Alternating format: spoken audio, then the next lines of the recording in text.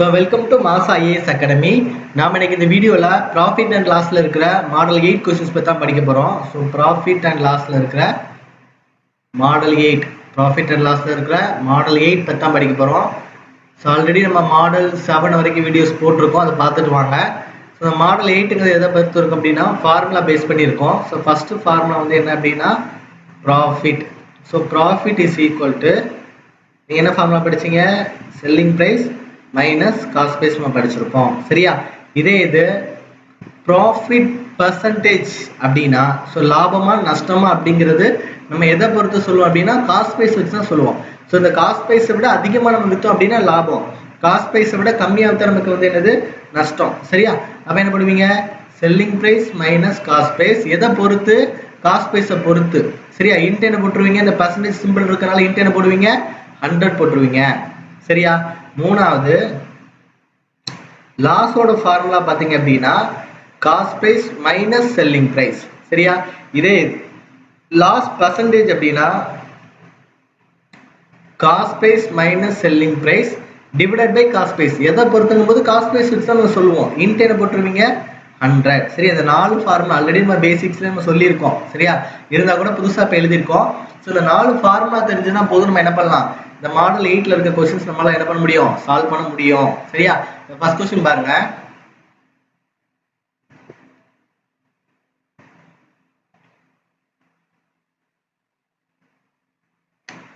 ஒரு நிமிஷம்.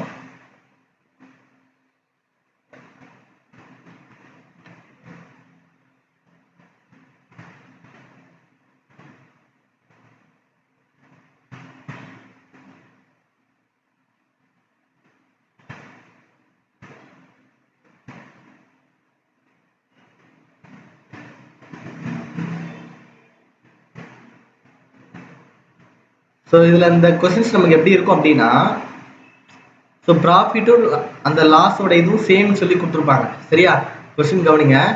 Profit after selling commodity for 524 is the same as loss after selling it for 452. The cost price of the commodity is, அதாவது ஒரு பொருளை 524 ரூபாய்க்கு லாபத்துக்கு விற்றாலும் அதே பொருளை 482 ரூபாய்க்கு நஷ்டத்துக்கு விற்றாலும் உங்களுக்கு சேமான ஒரு அமௌண்ட் கிடைக்குது அப்படின்னா காஸ்ட் ப்ரைஸ் எவ்வளோ சொல்லி கேட்டிருக்காங்க. அப்படின்னா அதுக்கு அர்த்தம் வந்து என்ன அப்படின்னா ப்ராஃபிட் இஸ் ஈக்குவல் டு வந்து என்னது லாஸ். அந்த பொருளை ப்ராஃபிட்டுக்கு விற்றாலும் லாஸுக்கு விற்றாலும் எப்படி தான் கிடைக்குது, ஒரே மாதிரி அமௌண்ட் தான் உங்களுக்கு கிடைக்குது. சரியா? அப்போ என்ன பண்ணணும் அப்படின்னா அந்த ப்ராஃபிட்டோட ஃபார்முலா வந்து என்னது, selling price minus cost price. இந்த லாஸோட ஃபார்முலா வந்து என்னது, cost price minus selling price. சரியா? இதில் இந்த செல்லிங் ப்ரைஸ் மட்டும் தான் நம்ம கொடுத்துருக்காங்க, காஸ்ட் ப்ரைஸ் வந்து கொடுக்கல.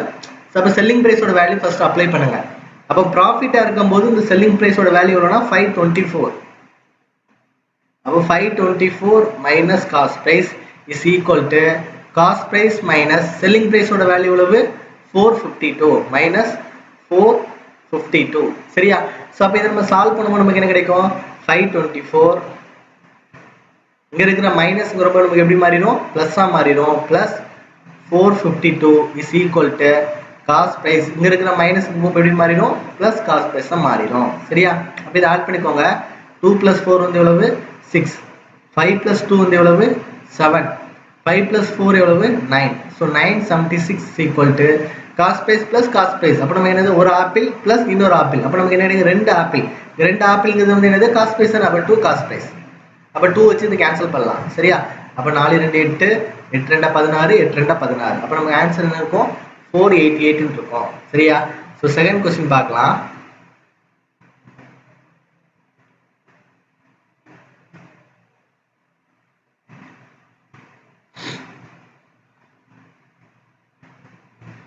So second question. சரியா? ஒரு நிமிஷம், சின்ன மிஸ்டேக் ஆகிப்போச்சு, மொத்தத்தை மாற்ற வேண்டிய மாதிரி. ஸோ மேக்ஸை பொறுத்த வரைக்கும் நீங்கள் என்ன பண்ணுங்க அப்படின்னா மாடல் வைஸ் நீங்கள் செய்யுங்க. சரியா? ஸோ ப்ராஃபிட் அண்ட் லாஸ்ல வந்து நம்ம வந்து கிட்டத்தட்ட ஒரு 10 மாடல் கொடுத்துருப்போம். ரேஷியோ ப்ரொபோஸ்ல ஒரு 10 மாடல் கொடுத்துருப்போம். சரியா? நம்ம மேக்ஸை முடிச்சுட்டு அப்படின்னா ரீசனிங் வந்து என்ன பண்ணலாம், ரொம்ப சிம்பிளாகவே முடிச்சிடலாம். அதனால மேக்ஸ் வீடியோஸ் தான் நம்ம என்ன பண்ணிட்டு இருக்கோம், அப்லோட் பண்ணிட்டு இருக்கோம். சரியா? மேக்ஸ் தான் நம்ம டைம் எடுக்கும். ரீசனிங் பார்த்தீங்கன்னா டைரக்ட் செட் டெஸ்ட் 4 மாடல் தான், கோடிங் டிகோடிங் 2 மாடல் தான். புரியுதா? டக்கு நம்ம அதோட வீடியோஸ் என்ன பண்ணிடுவோம், அப்லோட் பண்ணிடுவோம். சரியா?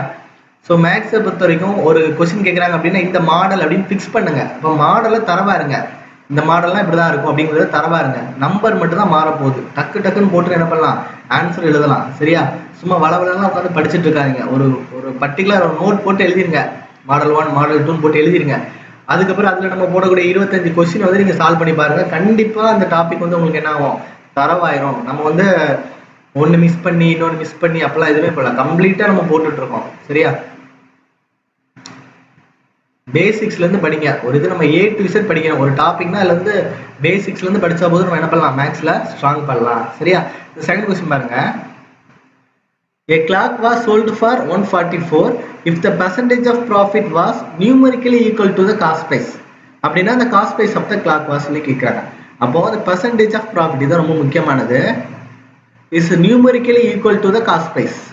சரியா? அப்ப லாபத்தின் சதவீதம் எண்ணியல் ரீதியாக அடக்க விலைக்கு சமமாக உள்ளது. அப்படின்னு அர்த்தம் வந்து என்ன அப்படின்னா, இந்த ப்ராஃபிட் பர்சன்டேஜ் இருக்குல்ல, அது வந்து numerically equal to the cost price. Cost பிரைஸ்க்கு ஈக்குவலா இருக்குது. அதாவது இது வந்து 50% இருந்துச்சுன்னா காஸ்ட் பிரைஸ் எவ்வளவுதான் இருக்கும், 50 தான் இருக்கும். இது 25 இருந்துச்சுன்னா காஸ்ட் பிரைஸ் எவ்வளவுதான் இருக்கும், 25 தான் இருக்கும். ஸோ அதான் இதோட கான்செப்ட். அப்போ ப்ராஃபிட் பர்சன்டேஜ் நம்ம எங்கேயாவது பார்த்தோம் அப்படின்னா அதை எடுத்து நம்ம என்ன போட்டுடலாம், காஸ்ட் பிரைஸ் போட்டுடலாம். இப்போ ப்ராஃபிட் பர்சன்டேஜோட ஃபார்முலா வந்து என்னது, நம்ம படிச்சோம்ல. So profit percentage is equal to selling price minus cost price divided by selling price into என்ன போட்டுருவீங்க, 100 போட்டுருவீங்க. சரியா? அப்ப இந்த profit percentage எடுத்து நம்ம என்ன போட்டுடலாம், cost price போட்டுடலாம். அப்ப cost price is equal to selling price minus cost price into என்ன போட்டுருவீங்க, 100 போடுவீங்க. சாரி, இது வந்து cost price. சரியா? divided by என்ன போட்டுருவீங்க, காஸ்ட் பிரைஸ். அப்ப இந்த காஸ்ட் பிரைஸ் இந்த காஸ்ட் பிரைஸ் என்ன பண்ணிக்கலாம், மல்டிப்ளை பண்ணிக்கலாம். அப்ப cost price square is equal to இந்த 100 உள்ளாடி மல்டிப்ளை பண்ணிக்கோங்க. அப்ப 100 selling price minus 100 cost price. நம்ம இந்த காஸ்ட் பிரைஸ்ல ஒரே சைடு கொண்டு வந்துடலாம். அப்ப நமக்கு என்ன இருக்கும், காஸ்ட் பிரைஸ் ஸ்கொயர் பிளஸ் இருக்கிற மைனஸ்ங்கிறப்ப பிளஸ்ஸா மாறிடும்ல, plus 100 cost price is equal to 100 selling price இருக்கும். சரியா? இந்த செல்லிங் பிரைஸோட வேல்யூ வந்து எவ்வளவு, 144 क्वेश्चनல கொடுத்திருக்காங்க. அதை அப்ளை பண்ணுங்க. அப்ப cost price square plus 100 cost price is equal to 144 into 100 னா 2 0 போட்டா போதும். சரியா? நம்ம என்ன பண்ணணும் அப்படின்னா, இந்த மாதிரி ஒரு ஈக்குவேஷன் மாதிரி நம்ம என்ன பண்ணிருப்போம், ஃபர்ஸ்ட் ஃபார்ம் பண்ணிடுவோம். ஃபார்ம் பண்ணிட்டு இந்த क्वेश्चंस நம்ம ஆப்ஷன்ல தான் நம்மளால செய்ய முடியும். சரியா? நம்ம ரொம்ப முக்கியமான ஸ்டெப்பே இந்த ஈக்குவேஷன் தான். சரியா?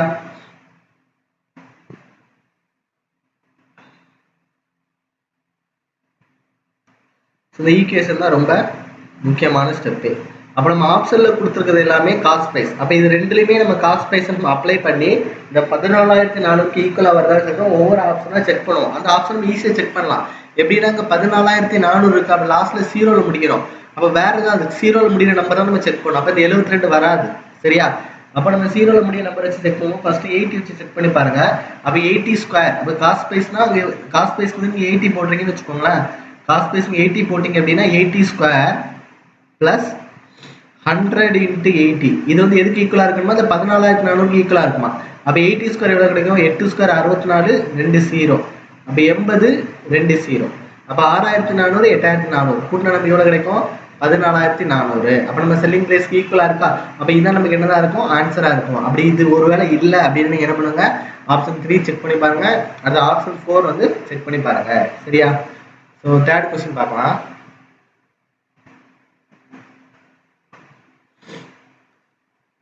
தேர்ட் क्वेश्चन பாருங்க. If the profit person gotten selling an article is numerically equal to its cost price in rupees and the selling price is 39. இது போன क्वेश्चन மாதிரியே தான் இருக்கு. இந்த profit person வந்து எப்படி இருக்குமா, profit person வந்து numerically equal to its cost price, numerically equal to cost price அதே மாதிரி தான இருக்கு. அப்ப இதே மாதிரி வந்து நம்ம எடுத்து ஃபார்முலா எப்படி போடுவோம், cost price the whole square plus 100 cost price is equal to 100 into selling price. இது வந்து ஒரு ஃபார்முலாவே படிச்சு வச்சுக்கோ. அதான் நான் சொன்னேன், உனக்கு மாடல் क्वेश्चन இப்படிதான் வரும், இந்த மாடல் கிட்ட இப்படிதான் வரும்னு படிச்சு வச்சுக்கோ. அப்ப என்ன பண்ணலாம், ஈஸியா போட்டுடலாம். இப்போ பாருங்களேன், இப்போ காஸ்ட் பிரைஸ் ஸ்கொயர் நீங்க என்ன பண்ணுவீங்க, நம்ம ஆப்ஷன்ல செக் பண்ணோம் அப்படிதானே. ஆப்ஷன்ல செக் பண்ணும்போது 39 இருக்குதா. அப்ப இங்க என்ன போடுவீங்க, 3900 போட்டுருவீங்க. சரி? அப்ப 3900 நமக்கு வரணும் அப்படின்னா கண்டிப்பா லாஸ்ட் டிஜிட் என்ன முடியணும், 0ல முடியணும். அப்ப 20 வச்சு நீங்க செக் பண்ணி பாருங்க. அப்ப 20 ஸ்கொயர், அப்போ உங்களுக்கு என்ன கிடைக்கும், 400 + 100 × 20. அப்போ உங்களுக்கு என்ன கிடைக்கும் 2000. அப்போ 2400 கிடைக்கும். அப்போ இந்த ஆப்ஷன் வராது. சரியா? அப்போ அடுத்தது பார்த்தீங்கன்னா 0 வச்சிருக்குது எனக்கு 30 இருக்குதா? அப்போ இது வராது. அப்போ 30 செக் பண்ணி பாருங்க. அப்போ 30² எவ்வளோ கிடைக்கும் நமக்கு 900 ப்ளஸ் என்ன போட்டுருவீங்க 30 × 100. அப்போ நமக்கு என்ன கிடைக்கும் 3000. அப்போ நமக்கு வேல்யூ எவ்வளோ கிடைக்கும் 3900 கிடைக்கும். அப்போ இதோட வேல்யூ நீங்கள் என்ன பண்ணால் போதும் 3900. ஆப்ஷன் சி டி என்ன பண்ணிடலாம் சூஸ் பண்ணிடலாம். சொல்ற புரியுதா? அப்போ இந்த மாடல் கொஸ்டின்ஸ் எதுன்னு என்ன பண்ணுவீங்க கன்ஃபார்ம் பண்ணுங்க. அப்போ மாடல் கொஸ்டின்ஸ் கன்ஃபார்ம் பண்ணாலும் நம்ம என்ன பண்ணலாம் ஆன்சரை ஈஸியா எடுக்கலாம். சரியா? 4th கொஸ்டின் பாருங்க.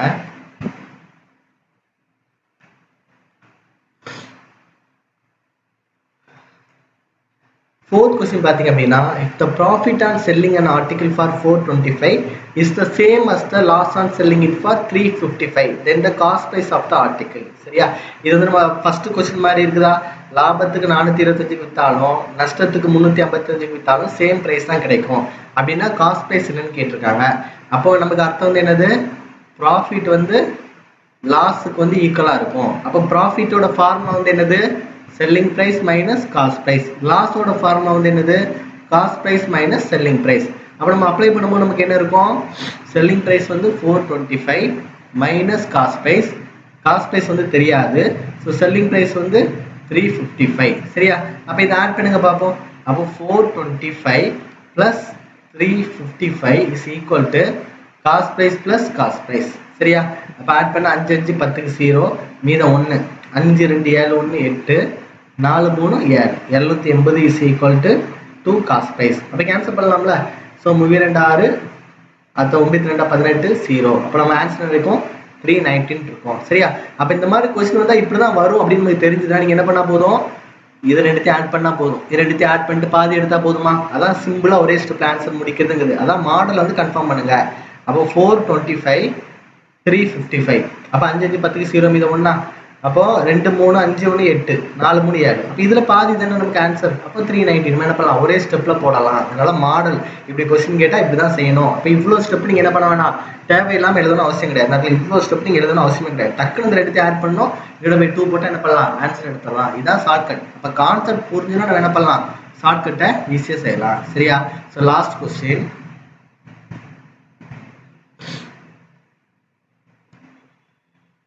Last question பாருங்க. The loss incurred on selling 21 articles is equal to the selling price of 3 articles. சரியா? So the loss incurred on selling 21 articles is equal to the selling price of 3 articles. சரியா? அப்ப loss வந்து 21 articleோட loss வந்து 3 articleோட selling priceக்கு ஈக்குவலா இருக்குதா? சொல்ற புரியுதா?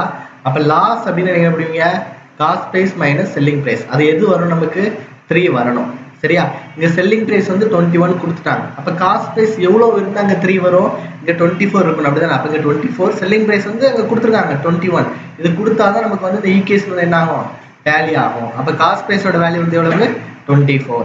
அப்போ 24 அப்படிங்கறது நம்ம என்ன போடுவீங்க? 100% போடுவீங்க. அப்போ 3ங்கிறது எத்தனை சதவீதம் நம்ம என்ன பண்ணணும் கண்டுபிடிக்கணும். அப்போ 3 தான் லாஸ்ட் 3 எத்தனை சதவீதம் கண்டுபிடிக்கணும். அப்போ கிராஸ் மல்டிப்ளை பண்ணுங்க.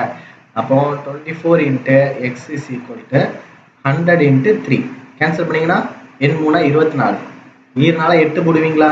அப்ப இங்க என்ன போடுவீங்க? 2 நாள 8 5 நாள 20. அப்போ 25/2 நமக்கு கிடைக்கும். 25/2 னா வந்து என்னது 12.5. அப்ப 12.5 னா இந்த ஆப்ஷன் சி என்ன பண்ணிடலாம் சூஸ் பண்ணிடலாம். சரியா?